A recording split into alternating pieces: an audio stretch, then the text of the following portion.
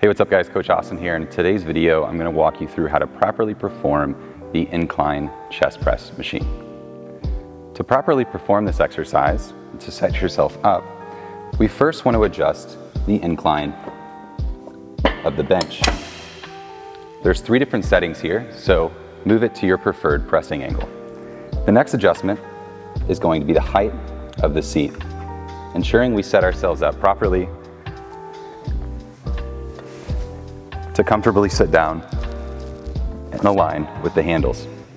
Once you fit your structure to the machine and selected your weight and loaded the correct pegs, we'll sit down in the machine, grab the handles, press through the handles to the top, and then resist the motion back down, being sure that we control the range of motion throughout our reps.